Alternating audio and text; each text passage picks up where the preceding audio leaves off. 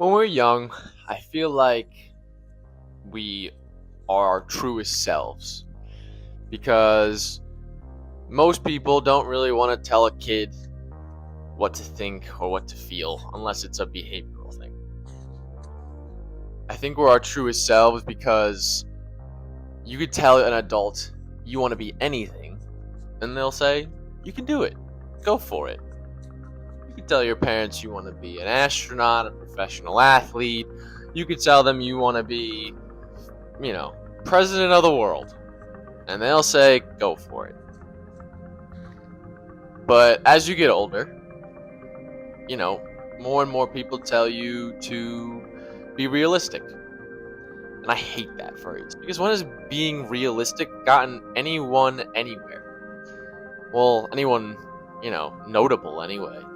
And I'm not saying if you just stick to what's realistic, you're notable. I'm just saying, and when we're little, again, we don't care about other people's opinions. And I think that's another reason that it makes us our truest self. We are just happy kids. And then we go to school and we try to be our authentic selves. And between our teachers and other kids and a whole bunch of other circumstances, you kind of lose that. You start to conform because you don't want to be the outsider. But the outsider is usually the one that succeeds. Because, like I said, being ordinary is just that. Ordinary. Fitting in is just a refuge for the uninteresting. And that's something I heard recently in a TV show, and man, did it kind of strike me, and was it the idea for this video. Throughout our lives, we kind of lose who we are. And a couple of years ago now, I kind of got to a point where I didn't even recognize myself. Like, I obviously, I'm not schizophrenic, but I seem to be just going through the motions of what I was supposed to do every day, what everyone thought I should do, and I kind of just thought to myself, like, who am I? And I know that's a super, deep and retrospective question, but I kind of meant it in the simpler sense of what happened to that kid that, loved watching silly movies all day? What happened to that kid that loved playing video games and playing pretend and building pillow forts and, playing outside and pretending I was every Call of Duty and Halo character with my Nerf guns? Or the kid that, would run through the sprinklers with a football, pretending he was in the Super Bowl in the rain, scoring the winning touchdown. Like, what happened to that kid? What happened is people started telling him to be realistic. And to some extent, you can't blame the adults in your life for telling you these things, because they are looking out for you. And I'm sure that they got told the same thing, and they ended up on the path they were on, and sometimes they ended up okay or well off or whatever, and they want you to be the same way because they want you to end up the same way. They want you to end up financially secure and with a wife and kids, or a husband and kids, or maybe whatever everyone's different, but that's kind of the American dream, is the white picket fence, the family, and the dog, right? But screw that. Screw that. Being realistic, it's so dumb and it's so overrated. I would rather die in the pursuit of my dream than live my whole life being something that I'm not.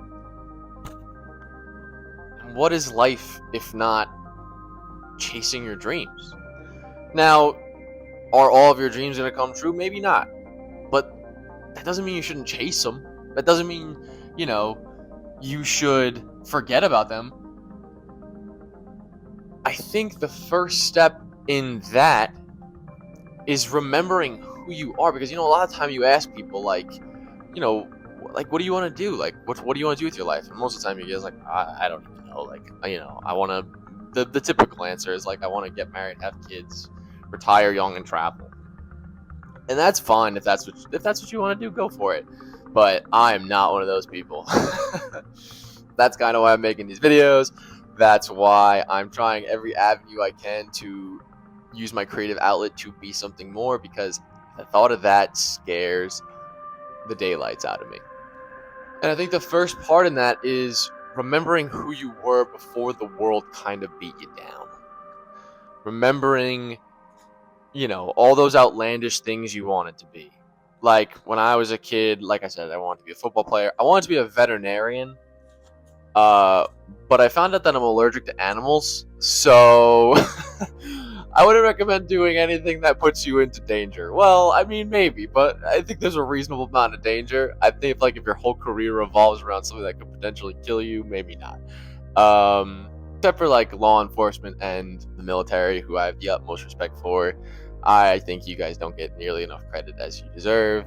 I love you all. You are so amazing. You are real life superheroes. You are so appreciated. I would just a quick shout out to you guys. You're the best. The police departments, the fire departments, the EMS, and like I said, our military. Salute to you all. Couldn't be here without you. This country wouldn't be as great as it is without you. Total aside, but I just had to throw that in. Yeah, but don't let the world destroy your authentic self. And now, I'm not saying authentic self like in the sense of how some people say, oh, be unapologetically you. It's like, no, because a lot of our unapologetic selves aren't, I guess civil would be the word. We all put on a good act every day, but you work a long enough amount of time in retail, and I'll tell you what, if you say some of the things you're thinking to some of these customers, man, you would not be employed very long. And most of them would deserve to hear what they hear, but again, an aside. I think to go a little further into the don't let the world destroy your authentic self, I think you could also say, don't let the world destroy what makes you great and what makes you you. Everybody's got something to offer. Everybody. I don't think there's anybody on the planet that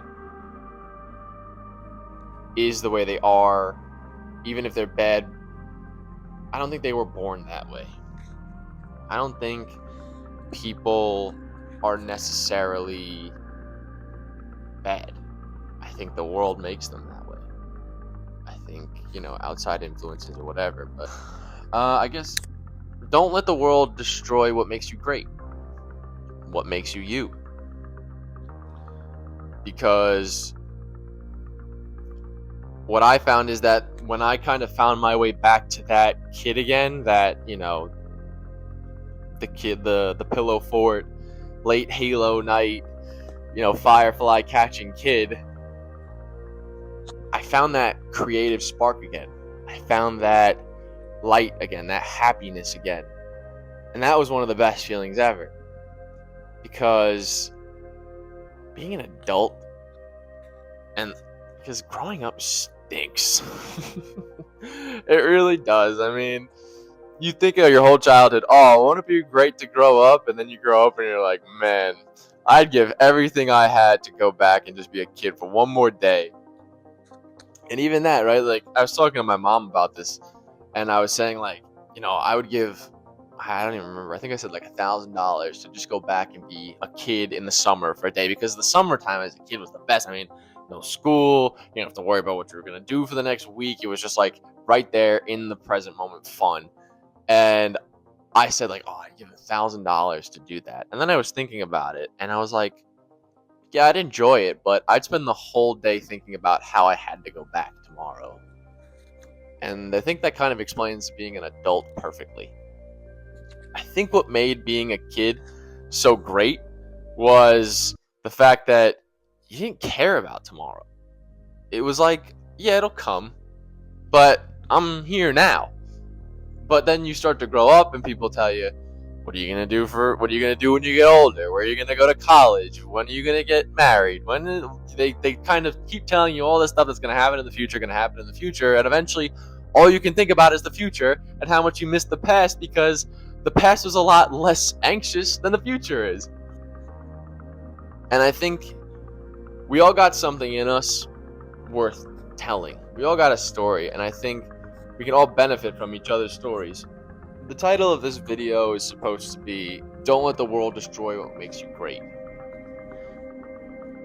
And I hate the phrase, everyone's special, because I feel like it's so played out.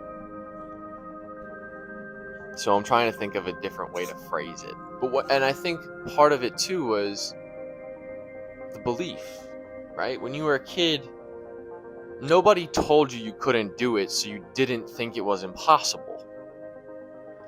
I think when you get older, people start to tell you the realistic answer. And like I said, when I was a kid, I wanted to be a professional athlete. If I tried hard enough, could I have been a professional athlete? Maybe. We'll never know, and I don't want to sit here and say yes or no, because I don't know. But I mean more in the sense of following your dreams. I think we all have a dream. I guess that's what I'm trying to say. We all have something that, if I told you tomorrow, here is enough money to satisfy you financially forever. Let's say I gave you $500 million, and I said, you're totally secure. Money will never be an issue again as long as you don't spend it like an idiot. What are you going to do tomorrow? And it's such an easy question to ask, but again, obviously I know money is an issue, but it's a good starting point to think, if money wasn't an issue, what would I be doing, I guess, in terms of hobbies? How would I go about my day tomorrow? Would I wake up and donate my time to charity? Would I create? Would I exercise? Whatever it is. I think the answer lies in looking back at what you were like as a kid, because that kid didn't care about money. He didn't care about tomorrow. He cared about what made him happy. He didn't care, or she didn't care, what the world thought. He just wanted to be happy. And that's what made his dream so special. And that's what made him so special, or her so special, was that he was only doing it for himself. I think that's kind of the point I'm trying to get across here. I think this is a little bit shorter of an episode, but it's kind of just been a tangent that I've had in my head lately, and I kind of wanted to get it out. So, yeah, I hope you enjoyed. See you next time.